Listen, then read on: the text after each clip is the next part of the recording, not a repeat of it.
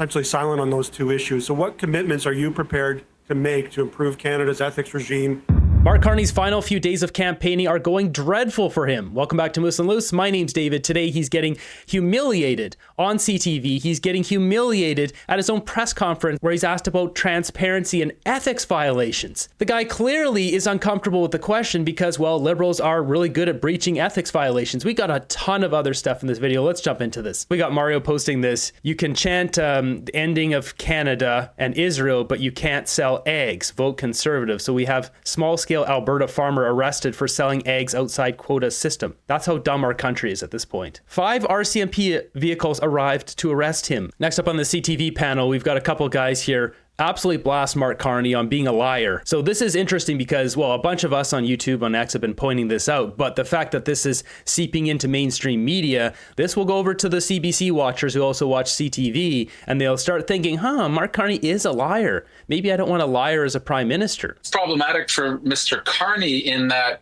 you can't say that in conversing with the president, he was respectful of our sovereignty, and just forget to mention that he talked about us as becoming the 51st state again. Those two things don't line up. I think what Canadians, and many have voted already, but many more to go, want to know is what comes next. What comes the day, the week, the months after the election? And are we going to have a forceful and I don't want to go too far back to you, but transparent head of the Canadian government, making sure that with someone as unpredictable and untrustworthy as the president of the United States is. I'll say it for him. Do we want a prime minister that's a chronic liar, such as Mark Carney? No, we don't. That our side of the table has to be consistent and transparent with Canadians because we want someone who defends our interests and not put bad things on the table, but not say that they're putting them on the table. I just think this is it's an own goal. I don't know why Mr. Carney would portray the phone call so positively and that the president was respectful of Canada. And then a few days before the election, it slips out that, oh yeah, no, he was talking about taking over the country again. Those two things do not coincide. And I'd be curious if anyone can square that circle. I can't myself. Well, I thought it was interesting, Tony in particular, how many times he was asked about it, because in an effort to try and square that circle, he didn't really want to engage with reporters on it, which we've seen a few times before. I think Christy made a funny comment about it a few weeks ago as well. Your thoughts on whether, I mean, there's two ways to look at it, exactly as Nathan spelled it out. At the core of it, is it damaging the contradiction to Mr. Carney? But on a wider scale, is it perhaps not, because we're talking about Trump again? Well, look, I look at it this way, for the past few weeks of this campaign, it's like the old adage, you had one job. Mark Carney had one job, which is to convince Canadians he had our own interests in mind, that he could talk to Trump and Trump won't be the crazy president who keeps talking about the 51st state. And that did happen. He didn't tell us about it. And now he's trying to say that it doesn't really matter that much. I don't think that looks good on Mr. Carney, quite frankly. Yeah, it doesn't look good. It just makes him look like a liar. So whether they plan this or not, it's backfiring on him. Something else to note about this, the initial question in the report came from Radio Canada, not necessarily CBC Ottawa. And what I'm noticing here, because Pierre Poilievre is fine with keeping Radio Canada and keeping that funding going, but defunding the CBC. Now, essentially, they're the same company, but they really are two different companies, how they operate. And I've noticed in the past that Radio Canada actually does reporting, but we know the CBC, Ottawa CBC, does not. They always just favor the Liberal Party. So you might think because it came from the CBC was intended to help Carney, but I think it was actual reporting because it came from Radio Canada versus David Cochrane, Rosemary Barton, and crew. We won't know how this affects us until election day, though. This is an interesting graph. It says Canadians lead the world in work from home, according to The Economist. Why is that? Don't know, but guess Canadians like to work from home. It says 6 hours or more. During Mark Carney's press conference, he's asked a good question, finally, from one of these reporters, and the question's on ethics and transparency. Two things that the Liberals do not like at all, because they're a bunch of criminals who have broken the law multiple times, funneling our money to well-connected insiders. So he's asked about these two topics and whether he'd do something about it, and if he's got this in his platform. He responds with, "It's in my head. Don't worry, guys. Trust me. It's in my head. We didn't put it in the platform, but I got it in my head." Good morning. Bill Curry from the Globe and Mail. On the issue of ethics and transparency, Canada's ethics laws have been widely criticized as inadequate, particularly as a check on the Prime Minister's office and his powers. On access to information, the system is bogged down, excessive redactions. It's viewed as not working. Yet your platform is essentially silent on those two issues. So what commitments are you prepared to make to improve Canada's ethics regime and access to information system? I think, Bill, you ask an important question. Yes, it's not in the platform. It's in my head. And so I will now, against the advice of my advisors, let it out of my head, which is, I do think looking at access to information is quite important. The speed with which the information is provided, and as you say, the redactions that I think, I'm happy to commit to having a review of that, because I do find that, at least as an outsider, I've been an outsider until now, and as a consumer of it, that I sometimes can't always follow the process, if you will. So an objective review of that would serve Canadians well. He is stumbling and bumbling over this answer. Just mention ethics, and suddenly he doesn't know what to say, because these guys have been breaching ethics laws. Justin Trudeau's breached more ethics laws than any other prime minister, and this guy's going to break Justin Trudeau's record if he gets elected. Regardless of the result of the election. Thank you. Ethics? Look, I think there have been a number of reinforcements over the course of the last decade on the ethics side. I think that I would distinguish between the rules and the conduct. And if there are specific proposals, obviously we would look at them.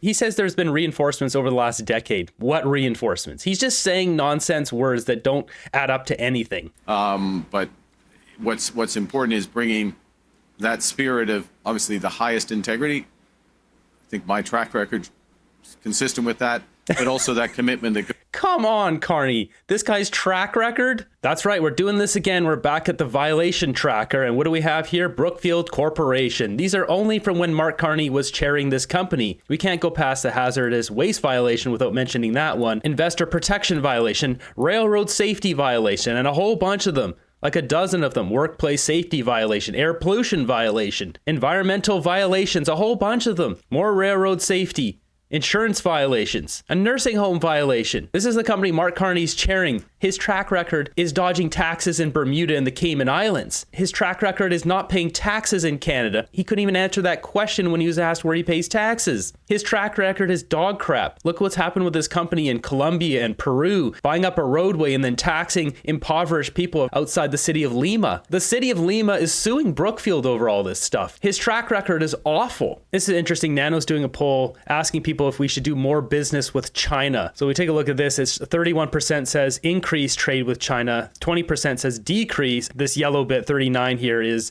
keep it the same. And then this is unsure. Trading with China is fine, but we need to get them out of our country. They shouldn't be owning anything in our country. We should force them to sell off all of their assets and get the heck out of our country. They're a hostile regime. They're borderline at a conflict with America regarding Taiwan and, their own trading situation. Why are we allowing them to buy stuff in our country? And why is America allowing them to buy land and other things in their country? Once again, we can't buy stuff in their country. They should not own a single thing in our country. A perfect example is Elon Musk. Like big businesses like him, they have to go through the Chinese Communist Party, the Xi Jinping, to open up these businesses and do deals with them. And it has to show that it's going to bring prosperity. It's going to bring money to China. So it's not an easy process. You have to have insider connections to do that. Any John Doe can't just go there and buy a piece of land and build a house. You can't do that. Even if you're a Canadian and you marry someone who's Chinese, you're allowed to live there with your partner, with your wife or your husband, but you can't even have your name on the title. You can't own any of that land. It has to be owned through the wife or the husband and through the family. It can't be owned by a Canadian. Check out this one from Michael Barrett. It says, shamelessly out of touch, the Liberals have caused an affordability crisis with their taxes and reckless deficits, and they joke about Canadians living in tent shelters. That is exactly what you see in this clip. Yes, absolutely. The signs have been my nightmare. But whoever's using them for a shelter, we keep listening. Because that has happened too. The big signs become affordable shelters, I guess. My husband. What they're saying is the big signs that you see the Liberals put up on big street corners with the wooden posts, the biggest signs, people are using those as shelters. And now she's saying, but my husband told me that they're good for sleeping mats. He told me that they're good for sleeping mats. I don't know how he knows this. But apparently that was wise words from my husband. So And a chuckle from the crowd. That's so funny. Ha ha ha. People sleeping out in the cold. No place to go. Thank you. That's time. This is awful. What is wrong with these people? Monsters. She really laughing about people using big liberal signs for shelter? And in what world is this funny? Yeah, this is not funny. How condescending can one be? Dissing the homeless and her husband. We got this story coming out here from Post by Chase. It says Jagmeet Singh admits he purposely killed off the NDP to prevent a conservative government led by Pierre Poilievre. Last fall, the NDP would have gotten 23 to 27 seats. Now they're projected at 0 to 9. So with that, we have a clip of Jagmeet Singh actually saying this. So he's asked why he didn't call an election last year. He goes on a big ramble. We're not going to listen to it. He basically just said, well, we forced the Liberals to do pharmacare and dental, all that. But then he goes on to say this. He admits that he went against the will of the Canadian people who overwhelmingly wanted to have an election and vote for Conservatives. He went against Canada. And finally, at the time, I could not stomach the idea of Pierre Poilievre and the Conservatives forming a majority government. I knew that was going to be bad. I knew that was going to be bad because of their cuts, because of their division, because of the things they wanted, and I did not want to let them. This guy intentionally hurt Canada, millions of Canadians, for his ego, for his pension. This guy will go down as one of the biggest losers in Canadian history. As this guy says here, that wasn't your call, a-hole. Canadians had the right to choose whichever government the majority wanted. There needs to be some sort of law against this. This is going against the direct interests of the people. This should be illegal. And then he says this. I say this with respect and a little bit sadly, but never trust a Liberal. Yeah, we already know that, Jagmeet. Yeah, this guy will jump at the chance to do a coalition with them. He colluded to obstruct Canada's electoral system. What a hero. Yeah, it should be against the law. He should be tried for this. So there's a bunch of comments in here I can't read. People not happy with Jagmeet. We'll put it at that. This is completely anti-democratic. Totally on brand. Next up, we got a reporter here trying to get Pierre Poilievre with a bit of a prickly question. This backfires horribly. Canada could be headed into a recession, yet your platform does not account for this uncertainty. How do you justify that? Well, my platform, when you say it doesn't account for that, can you explain what you mean by that? Well, part of your platform projects growth based on projects that have yet to happen, by repealing C-69, by having growth with pipelines that could take years. So I just wonder, should you have erred more on the side of caution, given the fact that we're only a few months into a trade war? Well, listen, first of all, the reason our economy has no growth and has been in a per capita recession for the last 5 years is because of the policies that Mark Carney advised Justin Trudeau's Liberals to implement. They are the reckless ones. And now what is ultimately the most reckless of all is at a period of uncertainty, Mark Carney says he wants to keep all of the spending that Justin Trudeau planned and then stack $130 billion more spending on top of that for a total of $250 billion of extra inflationary debt that will drive up the cost of food and fuel. Now, you ask me, in a period of economic weakness, after the Liberals have been in power for 3 terms, whether it is wise to campaign on economic growth. It's not only wise, it's essential for a change that we grow our economy. Yeah. Right there, checkmate. Liberals, China, Conservatives. Yeah, this is what's going on right now. It's reflected in Canadian cities. Yes, it is. Our cities are falling apart. People are living in tents. There's no prosperity here. Businesses aren't booming. Businesses are shutting down. As this guy says, you don't have to believe Poilievre, but you do have to believe the facts. There's Canada, near dead last, only outdone by Luxembourg. Our country's going nowhere because of the Liberals. Next up, we got Pierre Poilievre with a lady here who lost her son to a street fentanyl addiction. This absolutely gut-wrenching stuff. I want to thank you for making that an issue. I understand. I'm so sorry for your loss. It's been hard. What was his name? Fraser McKenzie. He's 33. 33. Yeah. How did he get involved with fentanyl? Pain medication initially. And then it just went from there. And then he got on hydromorphone. And then he got on to heroin. And I found him. So I've just been really hurting. Imagine. I'm so sorry for your loss. Thank you, sir. Our family thanks you. his story is going to inspire me to do even more from this. Please. And we're going to save a lot of lives. We're going to treat one person for everyone we've lost in the past, 50,000. Yeah. So thank you. I appreciate that. Our family thanks you. I know. God bless you. Keep the hope, and I'll be thinking about you. Thank you. God bless you. Blessings to you. God bless you too. All right. Pierre's a strong leader. He's ready for this because this is some rough stuff. He's having to hear these stories daily. We shouldn't be losing our population to this stuff. The Liberals have done nothing but make this easy for people. They don't scan the C-cans. Vancouver's become the hub of the world of this stuff, and they don't care. They don't do anything about it. It's obvious. We will no longer tolerate the failed Liberal fantasy of safe injection sites. Pierre is so huggable and genuine, unlike Carney, who seems to be a robot visiting to fill another Trudeau role of pretend PM. Next up, we got Jasmine Lane posting this one. It says, according to this, the $10 a day childcare is set to end, and the federal government did not plan to maintain it for very long. So taking a look at this here, it says Ontario has informed the federal government that it would like to see an extension to the program. $10 a day childcare program ends March 31st, 2026, so about a year from now. This is interesting. I'm sure Mark Carney would say, oh, we'll extend it, whatever. Will they? Who knows? Funny that it was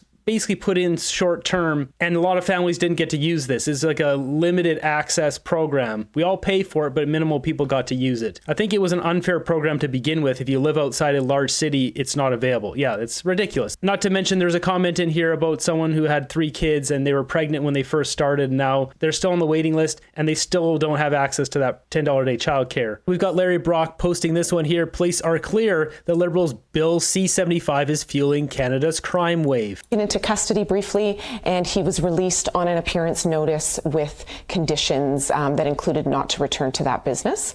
But 4 hours after that, he was back, this time with a smoke grenade in hand, throwing it into the restaurant during the lunch rush. When these repeat offenders who are creating the vast majority of the problems aren't held in custody, and he comes back and does even greater damage. And we see this and we hear this from our businesses time and time again. Victoria Police notes it operates under Bill C-75, which includes a principle of restraint that requires police to release an accused person at the earliest possible opportunity after considering certain factors, including the likelihood the accused will attend court, the risk posed to public safety, and the impact on the confidence in the criminal justice system.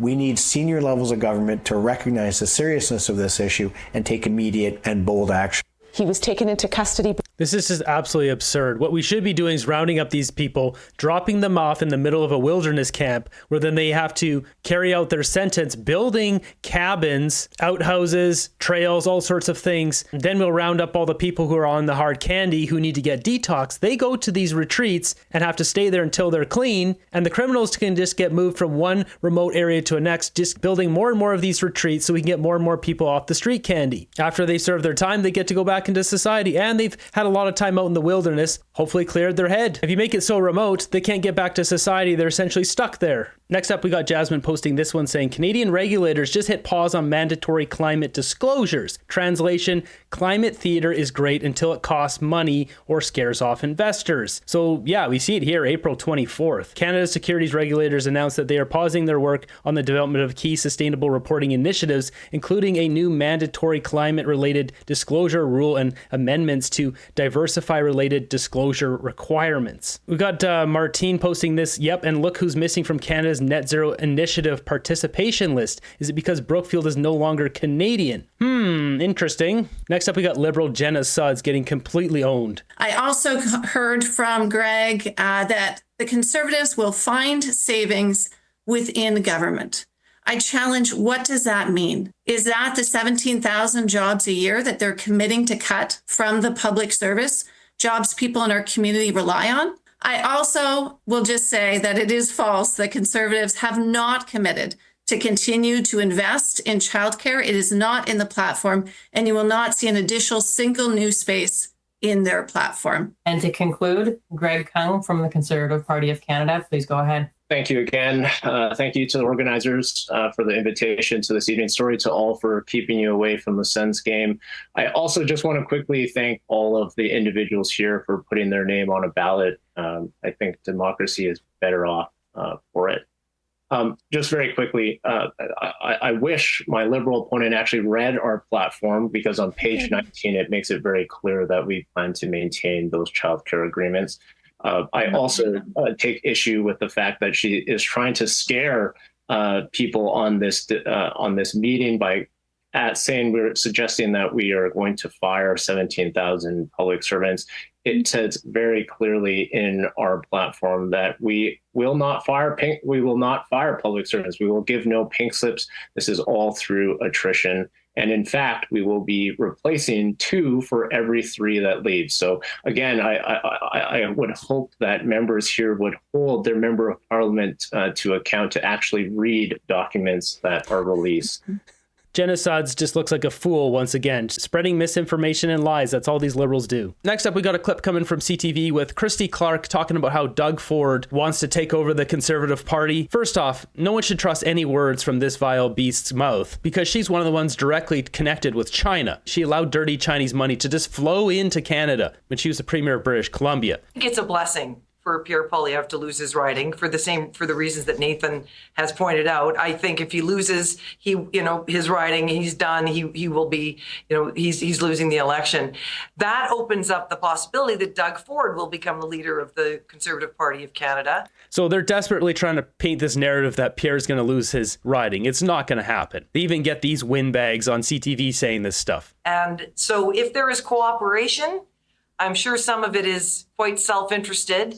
I'm sure there's also, though, a lot of rivalry between the two that's opened up because, it's not just Liberals that are talking about this, it's Conservatives. It almost seems like the Liberals are trying to work with Doug Ford to paint this narrative and get him in there. Let me make something abundantly clear here. First off, Christy Clark, if she keeps talking about this or anything else, I will start dedicating time every single week to absolutely obliterating her, exposing her for all of her crap she's done in the past. Secondly, Doug Ford will not become the leader of the Conservative Party, regardless, because all of us on X and on YouTube will expose and blast the crap out of Doug Ford. He came out in the middle of this election, tried to nuke Pierre Poilievre. We will not back Doug Ford. Doug Ford will get obliterated. These Liberals can try these dirty tricks. It's not going to work. He's trying to take out Poilievre and run Houston, return CPC to PCs at the federal level. He's not a conservative. Progressivism and conservatism are opposing forces. Doug Ford will never be the leader of the federal Conservatives. Yeah, it's not happening. Next up, I want to show a quick clip from Pleb's video here in the Saskatchewan rally. This is the kind of guy Pierre is. I need a signature. There we go. Oh, thank Don't you. sell it on eBay.